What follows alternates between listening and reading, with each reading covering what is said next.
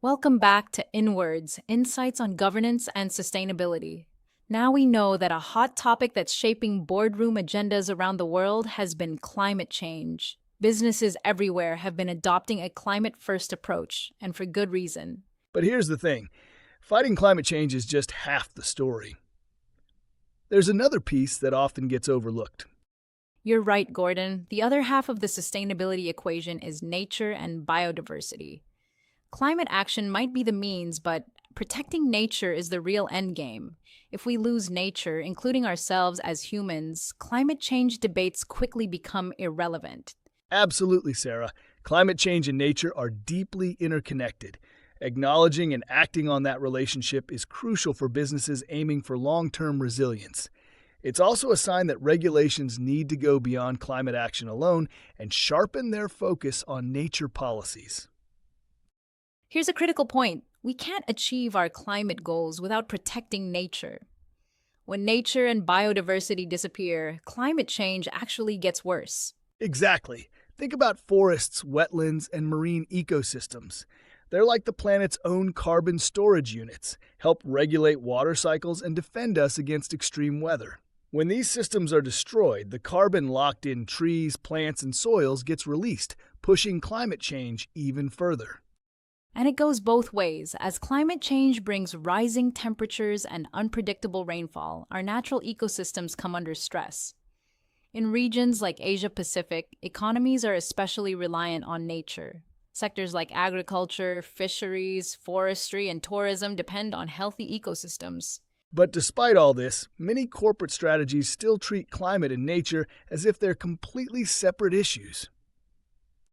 There was a study in 2025 by the Center for Governance and Sustainability at the National University of Singapore Business School and Caring.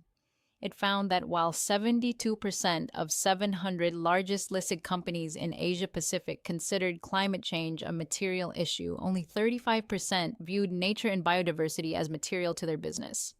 That's a big gap. And it gets more interesting.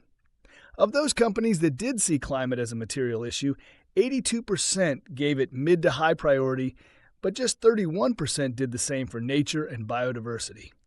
But the tide is turning. Take Singapore, for example. About 40% of companies now recognize that nature and biodiversity are material to their business and are setting meaningful targets. When businesses adopt nature-positive strategies, they are on track to seizing a real commercial opportunity.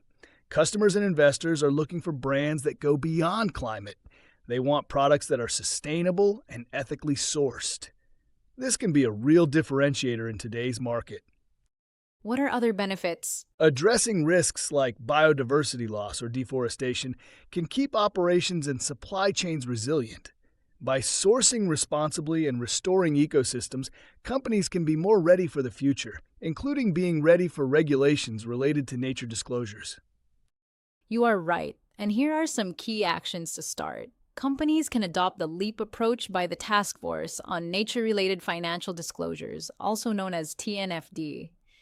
LEAP stands for Locate, Evaluate, Assess, and Prepare. Identify your business's dependencies, impacts, risks, and opportunities related to nature. For example, look at your reliance on water, land, or raw materials, and what happens if these resources run low. Also, consider nature-based solutions like restoring mangroves or investing in sustainable sourcing.